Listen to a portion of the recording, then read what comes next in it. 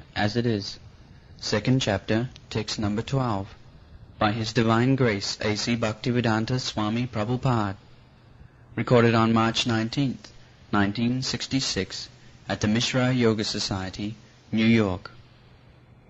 Nattevahang jatunasang nattang nemi janadhipa nachaiva na bhavishyama sarve bhayam atah param. What is the translation? In fact, there was never a time when I was not, or when you or these kings were not. Nor is it a fact that hereafter we shall cease to be. Yes. Now, We shall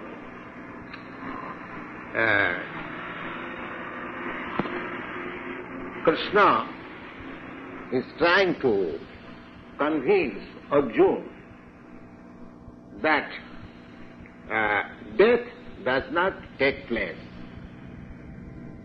He says clearly that myself, I am the Supreme God, Krishna. Yourself, you, and all the other kings and the soldiers, those who have assembled in this great battlefield, it is not that in the past we were not existing, and in the present we are now face to face, we are seeing that we are existing, and in the future we shall also exist in the same way.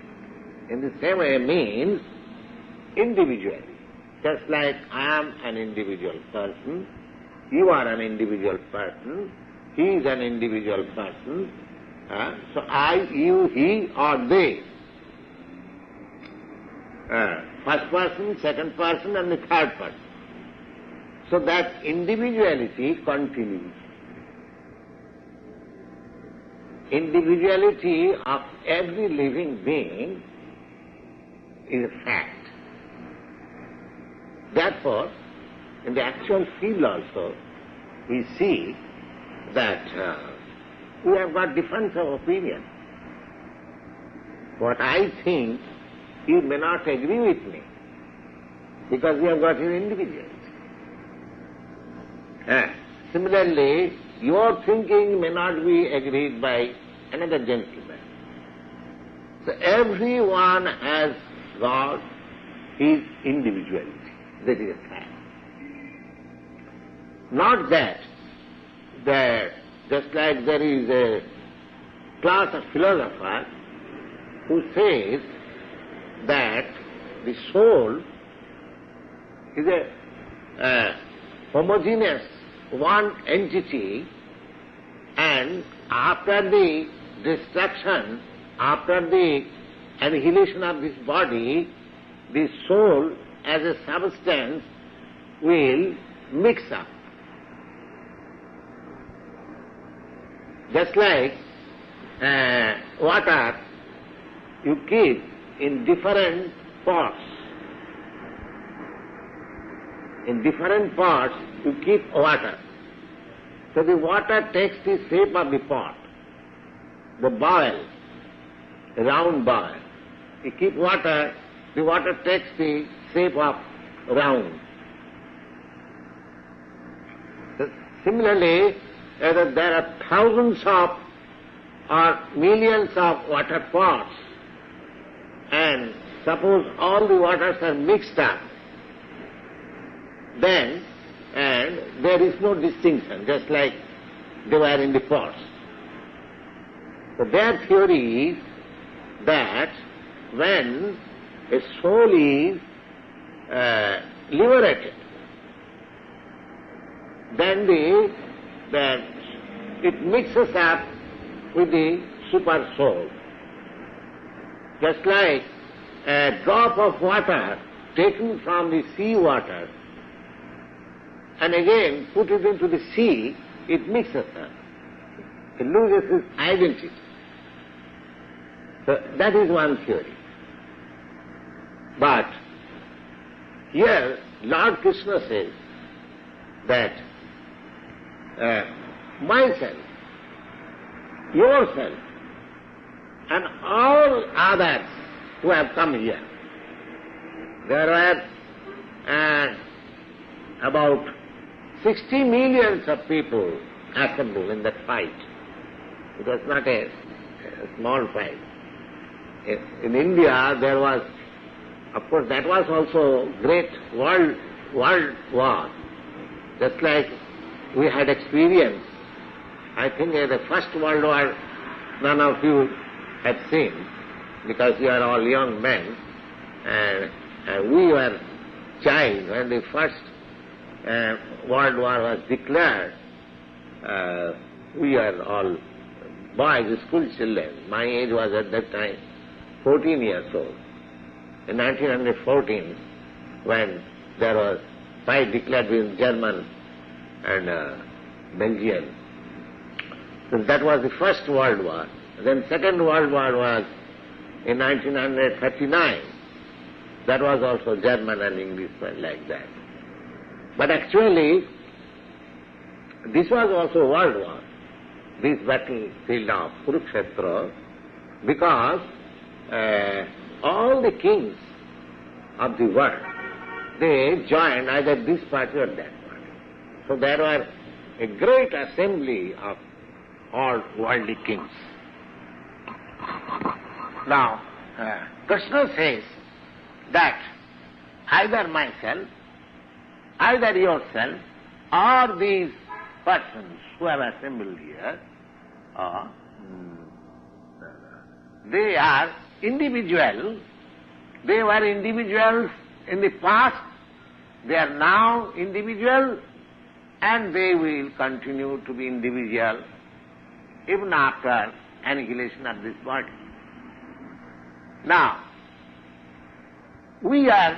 suppose we are all laymen, we are ignorant what is actually position, what is the actual position. But we have got our discretion also. Just like every one of you has some knowledge in the history. Now in the history, in the past, suppose you are now 30 years old or 35 years old, and suppose 200 years before the history which you read, you find that all people were individuals. And at the present, you are experiencing that all individuals, they are all living entities, either human beings or animals or birds or anywhere you can see that they are individuals. Then why should you not believe that in future they will remain individual? Do you follow? In the past they were individuals. In the present they are individuals. And why not in future they will remain individuals? It is naturally concluded that they will continue to be individuals. Even we do not have any sufficient knowledge in either of these two theories, mixing up or keeping individuals, but by our own small reasoning we can understand that in the future history we have information that there were individual persons. At the present moment also we are seeing that there are individual persons. So why not in the future? How it is that in the future they will mix up, become one homogeneous thing? It is quite reasonable. And this conclusion is like this. Just like in 200 years before, in the month of March, the climatic position was like this. And in 1966, we find in March, the climatic position is exactly the same. And in future, naturally I conclude that in future, in March, the same climatic condition will be there. In astronomy also, if you find that in March, in such and such date, the sun rising is like this. And actually, in the present month of March 1966, we see the same exact time. And the whole calculation of astronomy is made like that. They prepare 100 years astronomical chart. 100 years. How they do prepare? By this calculation. And in the past it was like this, at the present it is like this, so naturally in future it will be like this. Just like you are speaking of the imminent springtime, the nature, how it will be decorated, how springtime, it will be nice. Because you have past experience, so you are foretelling. It is not foretelling. From past experience you are telling that this will take place. This will take place. So this is another point. To understand things by our reasoning. But there are things which is beyond our reasoning. There are things just like God, the existence of God. Of course, by our reasoning, we take it for granted that because everything has a creator, just like we have this tape recorder before us, so we know that there is a manufacturer. There is a typewriter, there is a manufacturer. And everything, there is a father or manufacturer. Myself, I am created by my father. My father was created by his father. Similarly, naturally, we can conclude that this whole cosmic situation, the whole material manifestation, there is one creator. So these are simple reasoning. It is not very hard to understand. But at the same time, there are things which are beyond our experience, beyond our reasoning, beyond our conception. Those things are called achintya. Achintya means inconceivable. Inconceivable. Now, how to understand which is beyond our conception? The scripture says like this. Achunta khaluje bhava natas tarkena jujayat. Anything which is beyond our conception, beyond our reasoning power, beyond our approach of the material senses, such things we should not try to have conception simply by arguments.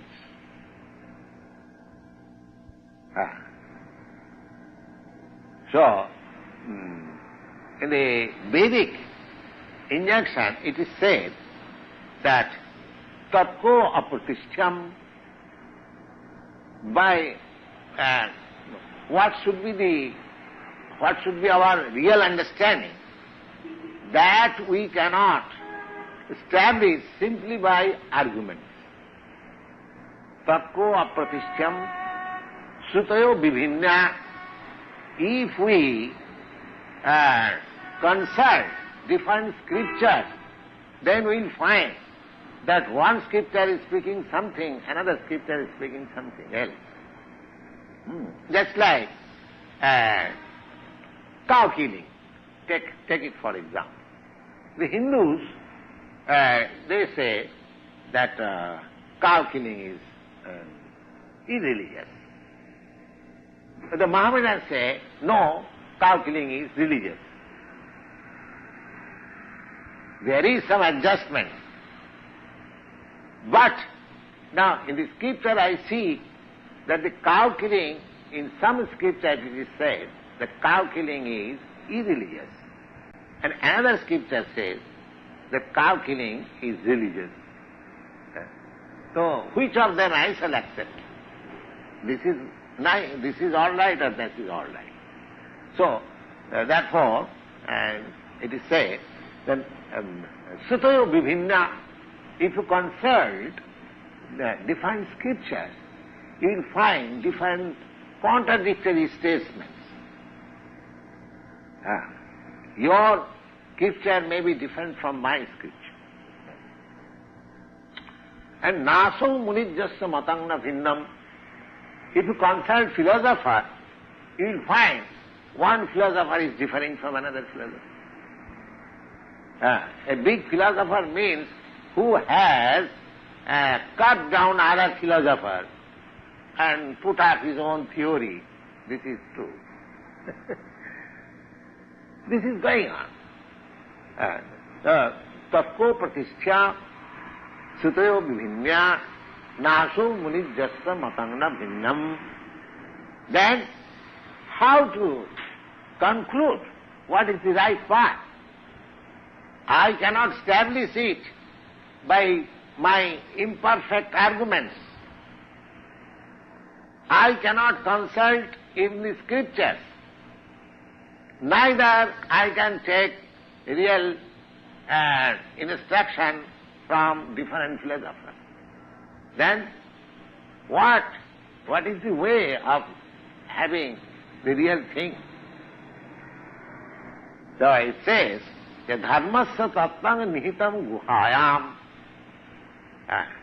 The truth of religiosity is very confidential, very secret. So, how to know it? Mahajana jena gatasya pantha.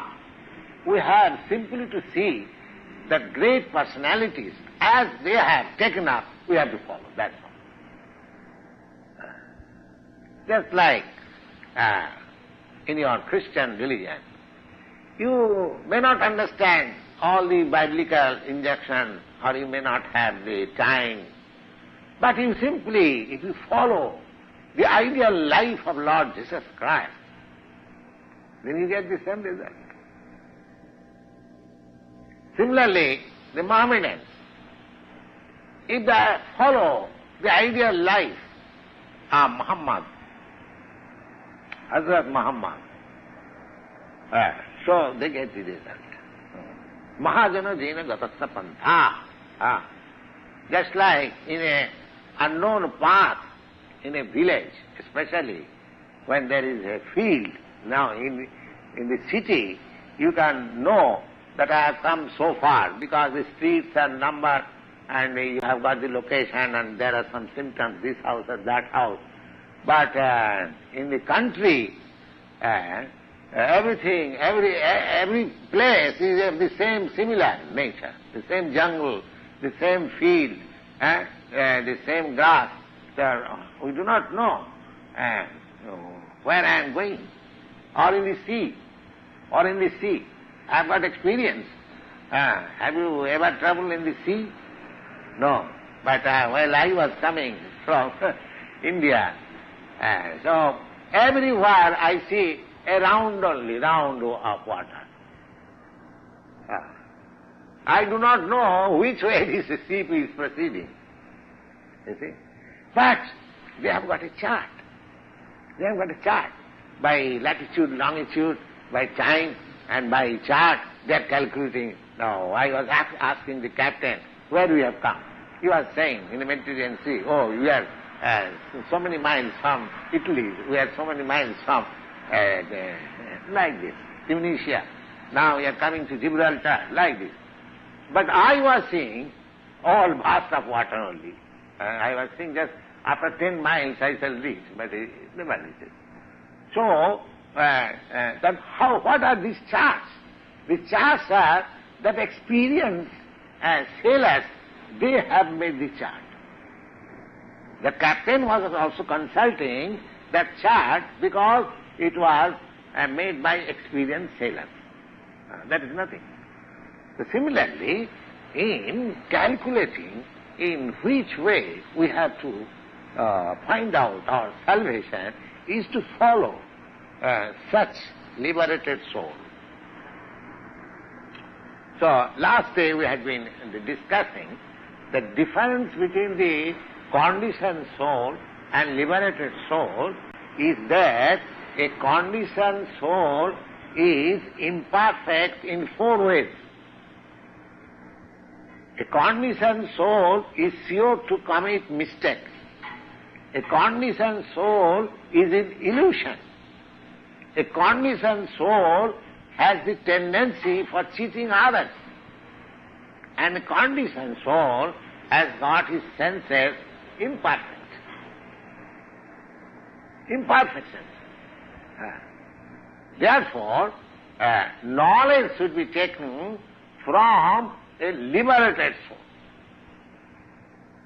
Why this Bhagavad Gita is so honored? Now, this Bhagavad Gita was spoken in India, and it is understood that it is a scripture of the Hindus. But why now you are Americans, you are also keeping this Bhagavad Gita? And not only in America, in other countries also, in Germany. In Germany there are great, great scholars, in England, in Japan, in all countries. So why? Because it is spoken by a great personality. Apart from, we Hindus, we accept him, the Supreme Personality of Godhead, but others, even not accepting him, the Supreme Personality of Godhead, they accept him at least that he was a great personality. Therefore, besides the Hindu community, others, they are also consulting the knowledge. Now, my point is that when such a great personality, and when we accept him as a Supreme Personality of Godhead, then his version is right. What he says, that from our practical experience we can conclude that every individual persons were in the past individuals, they are also individuals at the present, and they will continue to be individuals. And this is by our common sense, but it is confirmed by Sri Krishna, whom we call the Supreme Personality of Godhead, and he is accepted as a great personality. He says, Natu eva aham jatu natam. Don't think that I was not in existence. That means I was in existence. Not that just now I have come before you as God or Sri Krishna. I was Sri Krishna in the past also, and I am Sri Krishna at the present. So also yourself, and so also others, all individuals. So, and at the present we are nachaiva na bhavishyama. I don't think that we shall not remain. Sarve. This sarve means we all. Not that. Sarve is plural number. Janadhipa is plural number. So, they are all individual souls. So the individual soul continues. That is the version. That is the version of the Bhagavad Gita, and it is better to accept this version without unnecessarily commenting it or interpreting it in a different way, so that one... the interpretation is very bad. You see, a scripture should not be interpreted. A scripture should be taken as it is. As it is. And besides that, interpretation, when interpretation is required, when a thing is not properly understood, at that time interpretation is required. Otherwise there is no necessity of interpretation. Just like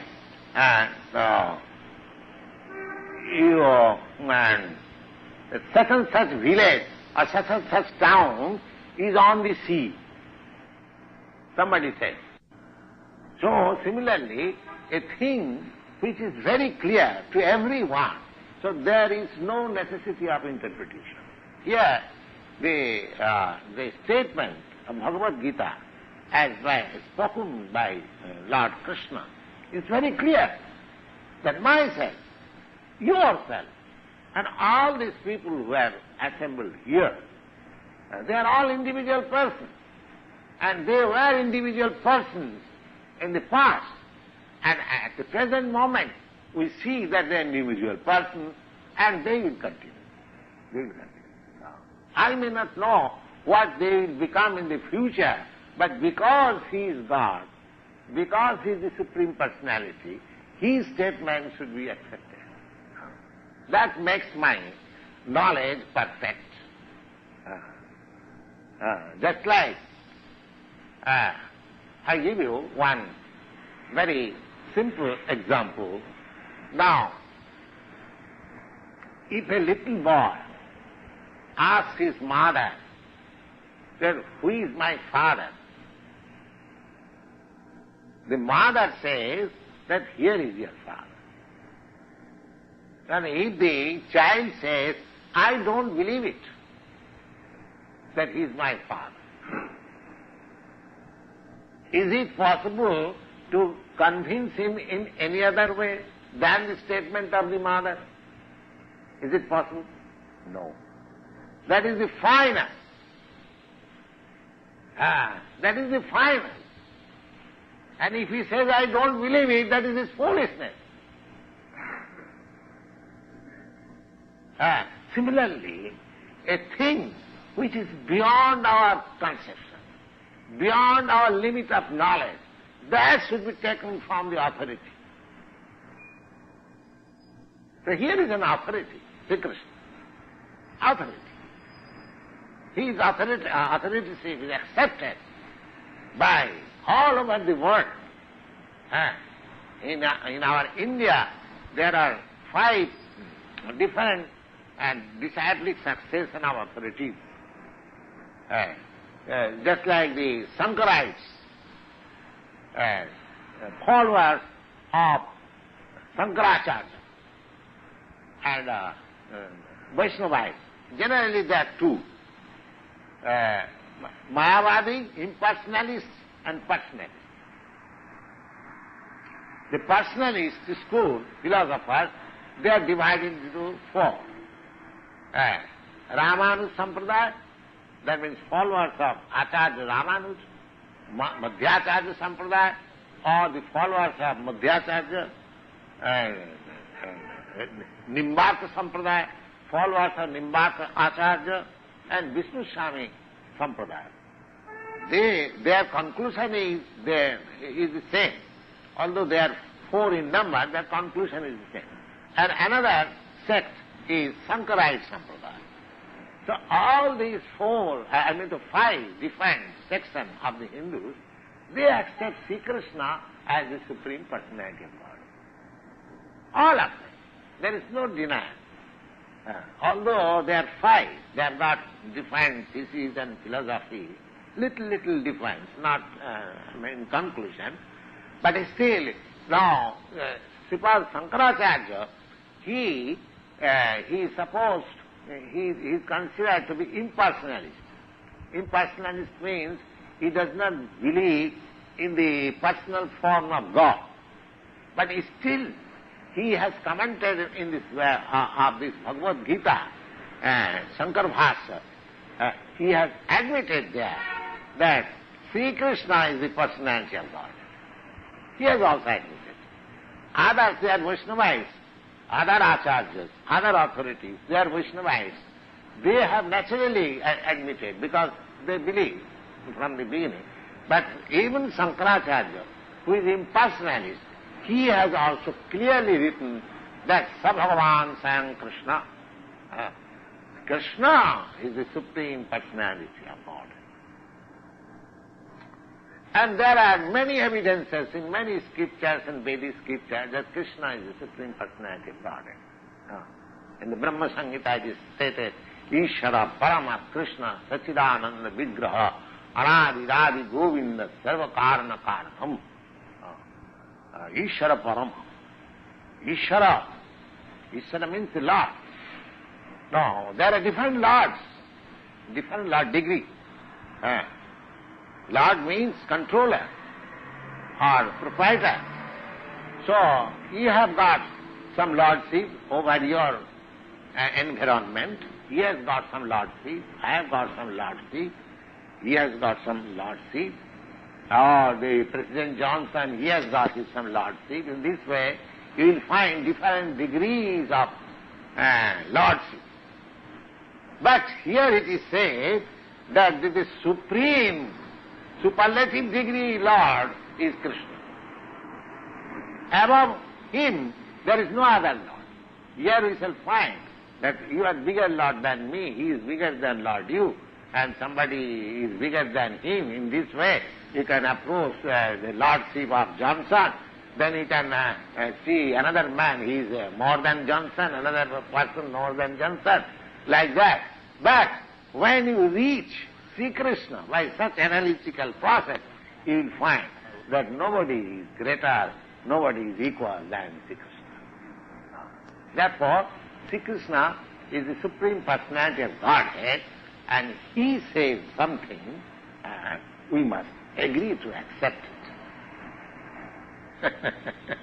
We must, if we don't agree, that will not be beneficial for us. When a great man says something, and he is the Supreme Personality of Godhead, he is saying that we are all individual persons. We are all individual persons. God is also individual person. It is confirmed in the Vedic literature. Nitya nityanam chetana chetananam. Nitya nityanam. Nitya means eternal. We are all eternal. This is plural number. So amongst all the eternal living entities, he is the chief.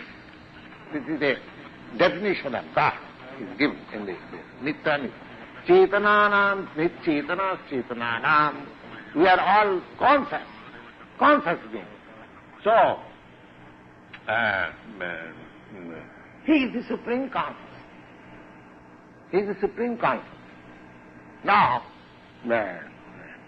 of course, there are some yogic schools in America, you find. They do not believe in God. But it is not. Actually, the yoga principle does not deny the existence of God. God is there. Now, just to inform you, I have just brought one very authoritative book by two great professors of Calcutta University. The book is called Introduction to Indian Philosophy. Now, he says means he is giving, after studying all different kinds of philosophy, he is giving a nutshell idea of each type of system. Now, just see, the place of God in the yoga. The place of God in the yoga, as distinguished from the Sankhya, the yoga is theistic. Yoga system was introduced by Lord Patanjali, a great authority. Now, they have studied, and here is two persons, and this book is very authoritative. This is the 6th edition. Just see, it has very good sale in all the universities of the world. It is a very authoritative book. And this Dr. Chatterjee and Dr. Datta, they are not ordinary persons. This is accepted by all universities and they are authoritative persons. Now, just I am therefore reading his version. What does he say? The yoga system. Now, as distinguished from the Sankhya, the yoga is theistic. Yoga system is theistic. Theistic means believing in God. It admits the existence of God on both practical and theoretical grounds. Patanjali himself, however, has not felt the necessity of God for solving any theoretical problem of philosophy. For him, God has more a practical value than a theoretical one. This is the version of Patanjali. devotion to God is considered to be the great practical value as much as it forms a part of practice of yoga. Those who are practicing yoga, they must be devotee of God. Otherwise yoga will be a failure. You see? So, in as much as it forms a part of practice of yoga and is one of the means for the final attainment of samadhi yoga or the restraint of the mind. The yoga, chitta nirodha, the whole purpose of practicing yoga is to control the mind. Control the mind. Now, here, Patanjali's system that unless you conduct devotional service of Lord, that bhakti, there is no success of yoga. There is no success of yoga. The subsequent commentators and interpreters, the difficulty is that wrong interpretation of the original text delude the audience. So that the subsequent commentators and interpreters of the yoga evince also a theoretical interest in God and discuss more fully the speculative problems as to the nature of God and the proof for the existence of God. They practically take up the speculative way. But Patanjali, as he takes practically, without devotion of God there is no success of yoga. That the yoga system has come to have both a theoretical and practical interest in the divine being. According to the yoga, God is the supreme person. Now, just see. This is authoritative statement. A supreme person. Did you ever hear, you have been in so many yoga societies, did you ever hear that God is a supreme person? Now, just see. According to the yoga, God is the supreme person who is above all individual self and is free from all defects. Now, the same thing. In the Bhagavad Gita also, Lord Krishna, he is telling, he is informing us about the future or of the past because he is perfect. He can see both past and future. Because we are not perfect, because we do not know, now accepting it, that you existed in the future, say your age is 34, 35 years, can you say 36 years before where you were?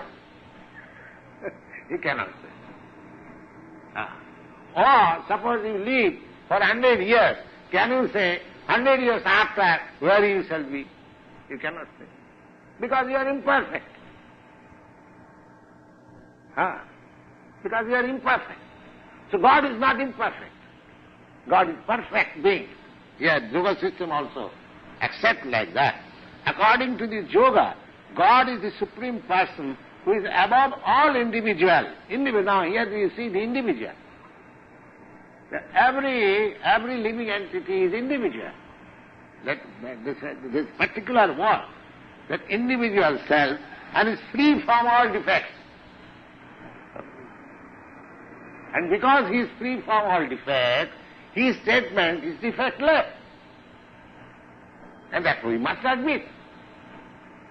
My statement, because I am imperfect, my statement is also imperfect. I have no idea of the past and future. How can I say that in future you will be like this, or in the past you are like this? I cannot say. But who is defectless, who can see past, future and present equally, and there is no defect, he can say. So here is the statement of the Supreme Person. So we have to believe it. We cannot go out of it. If we don't believe it, then we are losers. If we don't believe it, then we are losers. He is the perfect being who is eternal and all-pervading. Just see. all-pervading. That means, although you can see him as a person, just like you are present before me as a person, but you are absent in your residence. Is it not? But God is not like that. God is, although He is present, Krishna, although He is present, just before Arjuna, instructing him, but He is all-pervading at the same time. A crude example, just like at 12 o'clock in the midday, you see that the sun is above your head. And 5,000 miles away, if you ask any friend, where is the sun? He will say, it is on my head. 5,000 miles this way, that way, you inquire, and everyone will say, the sun is on my head. So if a material thing, sun is a material thing, if a material entity can be so all-pervading at one and the same time, so is it not that the supreme spiritual being, he will not be all-pervading? Certainly. He must be. He must be. So yes, you see that he is the perfect being who is eternal and eternal. Eternal means the eternal in everything, eternal in consciousness. Now Krishna says that you and myself and all these beings were like this because he has got eternal consciousness. He has actually experienced what I was. But because my consciousness is not eternal, I have forgotten what I was in my previous birth, neither I can say what I shall be in my next birth. These are the distinctions. If we falsely claim that I am God and that supreme consciousness, it is our lunacy. It is our lunacy. We should not indulge in that way. And anyone teaching in that way, that is a cheating. It is not possible. Here is an authoritative book. He is a perfect being who is eternal and all-pervading, omnipotent, omniscient. All individual cells are more or less subject to the affliction of ignorance. We are all living entities except God. Everyone, they are subjected to ignorance, forgetfulness. That's a fact. Ignorance, egoism. Egoism means that without having the qualification, one declares that I am God. This is egoism. Without having the qualification of God, if one declares that I am God, a foolish man, that is called egoism. Egoism, desire, aversion, and dread of death. They have to do various kinds of work, good, bad, and indifferent, and reap the consequences thereof. That means they are subjected to the acts of your, the reaction of their acts. If you do some good thing, then you reap the good result. If you do some bad thing, then you reap the bad result. And because we are defective, therefore we do something good, sometimes bad. The best thing is, therefore, that God is all good. If we follow God, then we become good. If we follow God or a God's representative, then we also become good, because God is always good. A good cannot give you bad direction. Therefore, devotional service, it is incumbent that everyone should be followers. Everyone should be followers of the instruction of God. That is devotional service. Nobody should be deviated from the service of the Lord. The whole Bhagavad Gita, this is the beginning. And at the end, the Lord will instruct, I mean to say, Arjuna, that Sarvadharman Parityajya Mamekam Saranam Braja. You just surrender unto me, and Ahankam Sarvapa Vidva Mokhoisnami Ma Sucha, and I shall protect you, give you protection from all reactions of sinful life. The best thing, if we want to be all good, then we have to follow the instruction of all good. We have to mold our life in such a way that what is advised by the all good, that will make our life perfect.